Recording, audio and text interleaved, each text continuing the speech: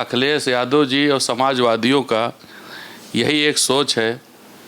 और जैसे माँ गंगा को उन लोगों ने दूषित किया, उसी तरह उनका दूषित मन और विचार है। तो वो 14 नहीं, ये 15 की संख्या मानिए, उसमें अखिलेश यादव भी हैं। एक षड्यंत्र के तहत एक समाज को खुश करने के लिए वहाँ पे जाके नाव पे बैठ के खुलेआम वीडियो बनाया जाता है, बिरयानी खाई जाती है और वहाँ पे वो इफ्तारी करते हैं। तो क्या माँ गंगा, हमारी माँ जो है, उसके वहाँ पे जाके बैठ के वो इफ्तारी करेंगे? इतने लोग गिरफ्तार हुए, ऐसे लोगों पे बहुत दंडनीय कार्रवाई होनी चाहिए। महाराज जी का जब बुलडोजर चलेगा, अभी उन्हीं 14 में से कुछ लोगों का अगर हो जाता तब इनकी ये शब्दें बाहर नहीं आती कि आज हाथ गर्म है। चैलेंज देते अपने समाज को ही प्रताड़ना करने के लिए। और वो महाराज जी को जब जब ऐसे मौलानाओं ने चैलेंज दिया है, उसका हश्र भी उन्होंने देखा है। और जो ऐसे रोड पे या जहाँ भी महाराज जी ने कहा है नहीं करना है तो वो करेंगे, तो उनकी सेवा भी महाराज जी की पुलिस प्रशासन करेगी। मेरा तो कहना है, मौलाना क्यों डर रहा है? मौलाना आके पहले वो रोड पे बैठ के नमाज पढ़ें, उनका डर पहले महाराज जी दूर करेंगे, फिर बाकी लोग भी अपना करें। तो ये मौलानाओं का यही काम है कि वो अपने शब्द से, अभी बीच में एक उनके माँ के मीट के लिए परेशान थे, ये नमाज पढ़ने के लिए परेशान है। तो इन सब की दवा महाराज जी लगातार देते रहते हैं और इनको भी पूरा डोज देंगे। ये भी आराम से कुछ दिन के लिए बैठेंगे। 2027 योगी जी 300+ से आएंगे और बहुत बम्पर तरीके से आएंगे। विदाई तो इनका आजीवन के लिए हो जाएगा। उड़ाई इफ्तार की दावत और गंगा के बीचों बीच चिकन बिरयानी खा फेंकी हड्डियां गंगा जी के अंदर। अब इस पूरे मामले में 14 व्यक्ति अरेस्ट हो चुके हैं। लेकिन इस पूरे प्रकरण के मामले में अखिलेश यादव, उत्तर प्रदेश के पूर्व मुख्यमंत्री, बचाव में आ चुके हैं। इन सभी लोगों के और एक बड़ा निशाना योगी सरकार और उनके पूरे प्रशासन पर साधा है। उनका कहना है कि जो वहाँ के लॉ एंड ऑर्डर के डीजीपी हैं, क्या उनके हाथ गर्म नहीं? क्योंकि तमाम यहाँ सब चीज़ें होती हैं, गंगा प्रदूषित हैं, उसके ऊपर ध्यान नहीं है। लेकिन कुछ लोगों ने यहाँ पर इफ्तारी की तो उससे प्रशासन को दिक्कत हो गई। मुद्दा बड़ा पेचीदा है, उसको लेकर लगातार बयानबाजी यहाँ पर हो रही है। लेकिन अखिलेश यादव किस तरीके से अपने वोट बैंक को लेकर आगे प्रखर हैं, किस तरीके से वो अपने वोट बैंक को बचा रहे हैं, ये साफ इस पर दिखता है। इस पर राय और प्रतिक्रिया लेने के लिए डॉक्टर धीरेन्द्र प्रताप धीरू जी के पास हम यहाँ पर आए हैं। एक बड़े समाज सेवी हैं और नगर पालिका के अध्यक्ष भी हैं। जानेंगे क्या कहते हैं इस पूरे मामले को लेकर। किस तरीके से हमने देखा कि गंगा नदी में इफ्तार की दावत उड़ाई गई, कैसे गंगा को दूषित किया गया, कैसे माँ गंगा का अपमान किया गया, और लेकिन अब उसके बचाव में जब अखिलेश यादव आए हैं तो क्या पूरा ये राजनीतिक संदर्भ है, इसके बारे में जानते हैं। क्या कहेंगे? अभी सबसे पहले हमने देखा कि कैसे इफ्तार उड़ाई गई, इफ्तार की गई यहाँ पर बनारस में, गंगा के बीचों बीच, और चिकन बिरयानी खाई गई, उसकी हड्डियाँ गंगा में फेंक दी गई। 14 लोग अरेस्ट हो चुके हैं। लेकिन अखिलेश यादव प्रमुखता से आए हैं और उन सब लोगों का बचाव कर रहे हैं। देखिए, अखिलेश यादव जी और समाजवादियों का यही एक सोच है। और जैसे माँ गंगा को उन लोगों ने दूषित किया, उसी तरह उनका दूषित मन और विचार है। तो वो 14 नहीं, ये 15 की संख्या मानिए, उसमें अखिलेश यादव भी हैं।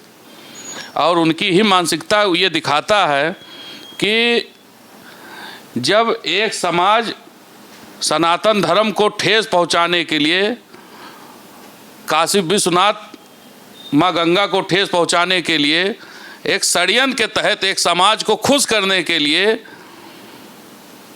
वहाँ पे जाके नाव पे बैठ के खुलेआम वीडियो बनाया जाता है, बिरयानी खाई जाती है और वहाँ पे वो इफ्तारी करते हैं। तो क्या माँ गंगा, हमारी माँ जो है, उसके वहाँ पे जाके बैठ के वो इफ्तारी करेंगे, वो हड्डियाँ उस नदी में फेंकेंगे जहाँ हमारे सनातनी लोग, हिंदू समाज का 68 करोड़ लोगों ने इलाहाबाद में स्नान किया? उनको क्या ठेस पहुंचा होगा कि उसमें अखिलेश यादव के द्वारा जो उनके पार्टी के जो सदस्य हैं वो लोग जाके वहाँ पे हड्डी फेंकेंगे और उसमें हम लोग स्नान करेंगे? तो ये उनका ज़रूर बचाव करेंगे। और जहाँ तक बात है कि इतने लोग गिरफ्तार हुए, ऐसे लोगों पे बहुत दंडनीय कार्रवाई होनी चाहिए और एक मिसाल होना चाहिए। हम भी त्यौहार मनाते हैं, लेकिन कोई हिंदू भाई दिवाली और होली और कोई भी त्यौहार हम नदी में जाके नहीं मनाते हैं। तो ये एक बहुत बड़ी षड्यंत्र के तहत ये किया गया है और एक समाज को दिखाने के लिए कि आप जिसको पूजते हैं हम वहाँ पे जाके हड्डी फेंकेंगे।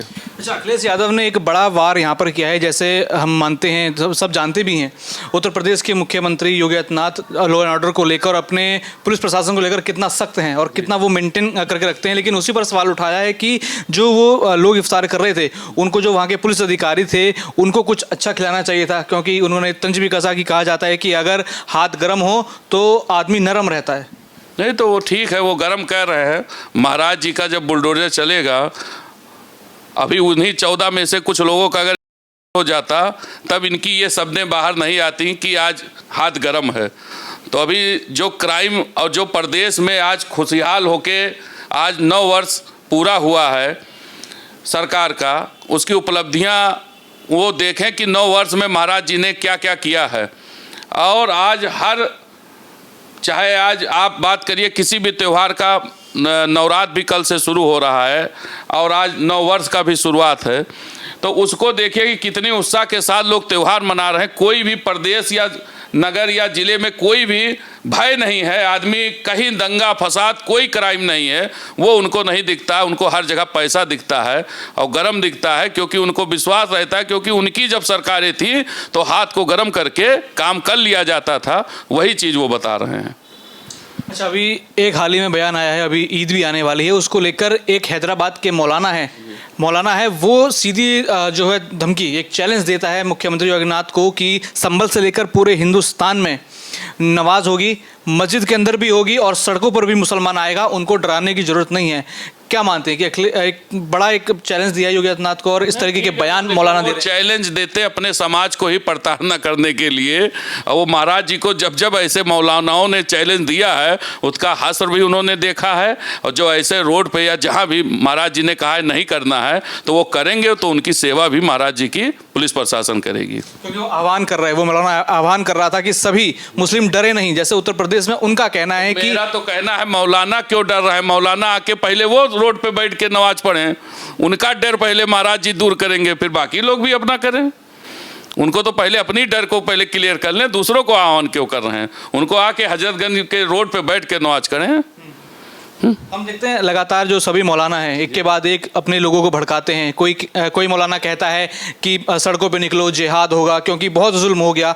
ये एक पूरा टेम्पलेट बनाया जा रहा है कि योगी सरकार जो है वो मुसलमानों पर जुल्म कर रही है उत्तर प्रदेश में। नहीं तो उनको तो हमेशा जब इलेक्शन का समय आता है तो इनको राजनीति करने का तरीका चाहिए। अब पूज्य महाराज जी को ये टारगेट करते हैं, तो ये इनको 22 में भी पता चला था और 27 में भी पता चलेगा कि हम किसको टारगेट करते हैं, क्या अचीवमेंट किए। तो ये मौलानाओं का यही काम है कि वो अपने शब्द से, अभी बीच में एक उनके माँ के मीट के लिए परेशान थे, ये नमाज पढ़ने के लिए परेशान है। तो इन सब की दवा महाराज जी लगातार देते रहते हैं और इनको भी पूरा डोज देंगे, ये भी आराम से कुछ दिन के लिए बैठेंगे। अच्छा, आज 9 साल पूरे हो चुके हैं योगी सरकार को। अब 9 साल का रिपोर्ट कार्ड देखा जाए तो क्या मानते हैं आप? 9 साल में यूपी में कुछ हुआ? 9 साल में प्रदेश कहाँ से कहाँ पहुँचा। प्रदेश आज हमारा पूरे देश में दूसरे नंबर पे हमारा प्रदेश है आय के मामले में। कितने उद्योग यहाँ लग रहे हैं, कितने रोजगार हैं, कितनी नौकरियाँ महाराज जी ने दिया, और जो इन्वेस्टर आए उनके थ्रू कितना हुआ। रोडों का जाल देख लीजिए पूरे प्रदेश में कितना है। हम लोग सबसे अति पिछड़े में हमारा ज़िला आता है, यहाँ पे उन्होंने मेडिकल कॉलेज दिया, रिंग रोड बन रहा है। हमारे नगर पालिका बलरामपुर में अगल बगल मंडल छोड़ दीजिए, यहाँ सीवर पड़ गया है। दूसरा विश्वविद्यालय मात्र 18 महीने के अंदर विश्वविद्यालय 24 महीने के अंदर कंप्लीट हो रहा है। एक शामली एक्सप्रेसवे भी निकल रहा है। हर विधानसभा में कम से कम 500-600 करोड़ के मौके पे रोडें बन रही हैं। तो इतना विकास आज से 50 साल भी पहले नहीं हुआ था जितना विकास आज हो रहा है। हम लोगों को तो कोई पूछता ही नहीं था पूर्व के सरकारों में कि कोई बलरामपुर या किसी से बताइए कि हम बलरामपुर के, तो आदमी कहता था अच्छा ये गोंडक पास पड़ता है बलरामपुर। अब आज माँ देवी पाटन के नाम से माननीय मुख्यमंत्री जी के दूसरे गृह जनपद के नाते आज पूरा प्रदेश व पूरा देश व पूरी दुनिया जानती है कि बलरामपुर कहाँ है। 2017 से पहले का यूपी और 2017 के बाद का यूपी, जब से योगी की एंट्री उत्तर प्रदेश में हुई, क्या मानते हैं कितना बदलाव? बहुत बदलाव है 200। आप उससे पहले का आदमी आप कहीं बता दीजिए तो आदमी के अंदर भय होता था कि ये लखनऊ का उत्तर प्रदेश का व्यक्ति है, इससे दूर रहिए। लेकिन आज आदमी के अंदर ये होता है कि आप महाराज जी, आप क्या मुख्यमंत्री हैं, आपके यहाँ लाइन एंड ऑर्डर है, वो भी चाहते हैं कि महाराज जी हमारे यहाँ मुख्यमंत्री बने। तो महाराज जी को तो हर आदमी चाहता है कि आज ही से आदमी मानता है कि 29 में हम उनको प्रधानमंत्री देखना चाहते हैं। लोगों का प्यार है, लेकिन ये तो बहुत बड़ी संगठन है, संगठन के निर्णय से होता है। लेकिन हमको आशा है कि जो महाराज जी ने बदलाव किया है, पूर्व के भांति इस समय है, वो आने वाला समय आप पूरे देश में देखेंगे उसको।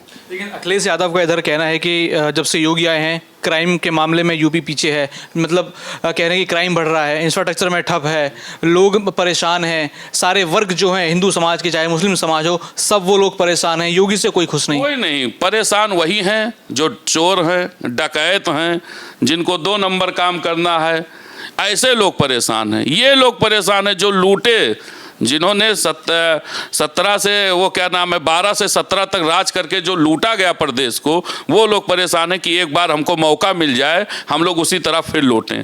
और कोई नहीं परेशान है, हर आदमी खुश है और खुशहाल है, चाहे किसान हो, चाहे युवा हो, चाहे मिडिल क्लास हो, हर आदमी।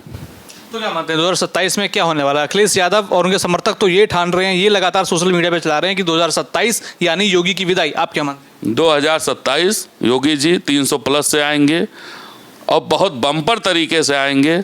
विदाई तो इनका आजीवन के लिए हो जाएगा।